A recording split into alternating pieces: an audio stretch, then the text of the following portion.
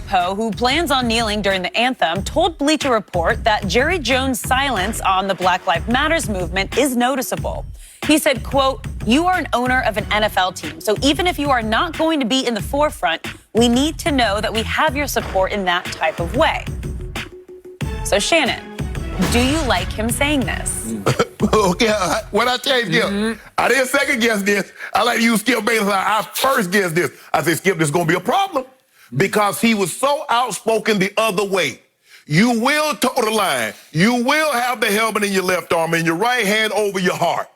And if you don't do that, you won't play for the Cowboys. So he was so outspoken one way, and he's gone radio silent the other way. I was like, well, wait a minute. I mean, literally radio silent. As in, I have a radio show, but I'm not doing it. No! Yeah. Now, all of a sudden, Jerry don't have an opinion. He has an opinion on everything. Because here's the thing, Skip. You can't say you support one thing and then funnel money, millions of dollars to another thing that goes directly to say what you're supporting. You can't do that. And see, Jerry's not a good liar. See, he can't come out here and say he do something. I agree with that. Got see through him, Skip. Yep. Now, Gerald McCoy said it. Now, Dontari Poe has said it. And there are a lot of other guys. Even Dez Bryant. Skip, remember they was going to have this march? And Dez said it'd be good if Jared would have show up.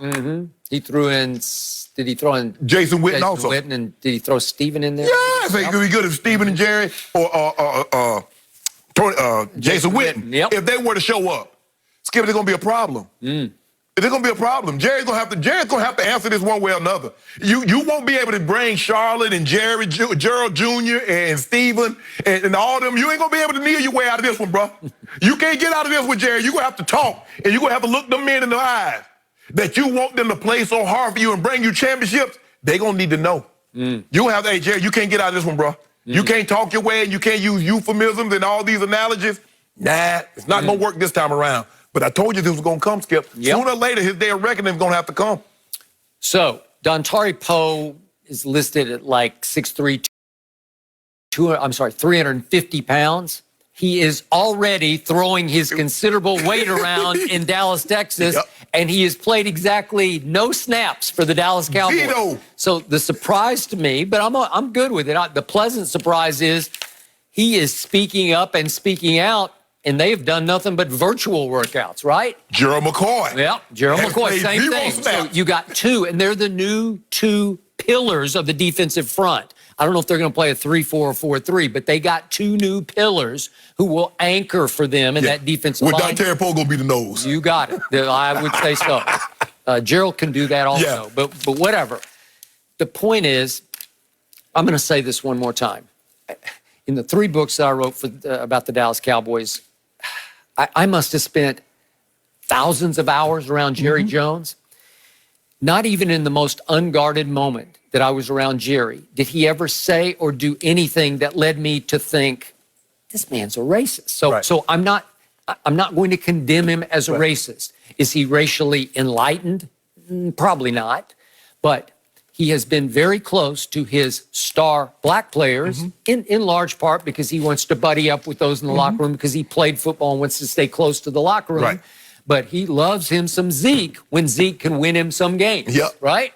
Okay, we get that. And that doesn't mean he wouldn't like him anyway, but the point is, Jerry is probably the loosest cannon there is of owner speakers we've ever had. And I think the people who run the publicity department for the Dallas Cowboys they hold their breath when he goes on his radio show because almost every radio appearance he makes, we're talking about it here, right? So I think they would dread him trying to address any sort of black-white issue because they don't think he would be capable of staying in bounds on it. That he would put his foot in his mouth somehow, some way. Absolutely. So, again, it's hard for me to condemn Jerry not speaking out because I'm not sure he's capable of speaking out in any sort of coherent, reasonable, rational manner that would advance this issue. I'm just not sure he is. Well, I mean, that's big business now. You know, race is big business in America. Ooh, is it? Ooh. So Jerry's very close to this president. So is Daniel Snyder. There are several so owners. is Robert Kraft. Yeah. I mean, Robert Kraft says they are best friends that go way back, right? He said that Donald Trump was the only man who called me for a year, every day for a year after I lost my wife, Myra. Right? Okay. Shah Khan from the, I don't get that one, but okay. Hey. Okay. Skip. But at some point in time, see, they don't have a problem with Jerry going on talking about football because football, hey, Jerry can talk about football. But this is something, you step in the line, this is a minefield. And one wrong step here can blow up a lot of things. Got it. And so Jerry is very, and so I guess they're trying to, okay, Jerry, you know, we're going to need you to stay on script on this one. Say you support the movement and whatever. Yeah, because Skip, this is a minefield. But I think for me, is that because we've heard Jerry talk so much and he's been so, Skip, of all the owners that said something about the anthem, he was the staunchest. He was. You will. And now, everybody, he released a little ticky-tack statement and he gave off Juneteenth. Nah, Jerry, we need to hear you talk. We need to hear you talk just like you talked about the other.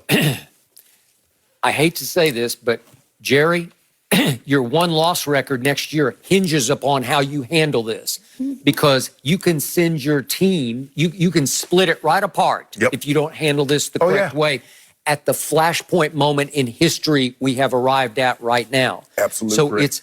it's up to him to try to figure out how to navigate through this as best he can possibly to maybe appease both sides, but you better appease that other side. He got to handle it. Skip, I remember when we went through it, in 97, Mr. Bowling didn't come down. No. Mike got the coaches and left the room. It was just us players.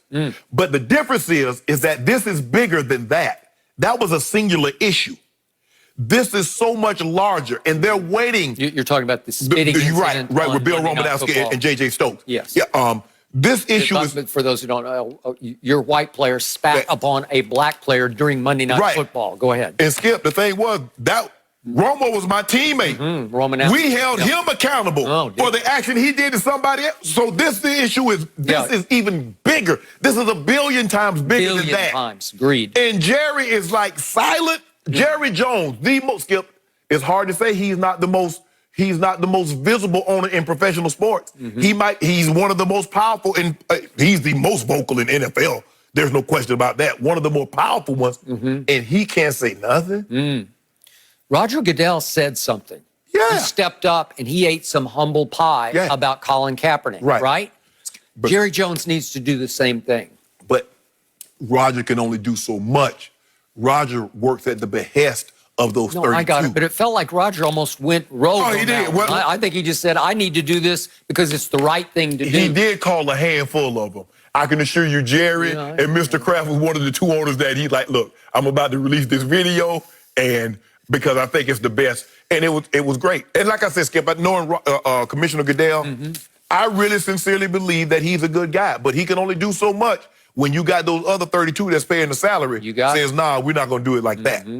All right, guys, we're moving back to mega deal Mahomes. Is he a lock for the MVP this season? We'll discuss that next. Lock.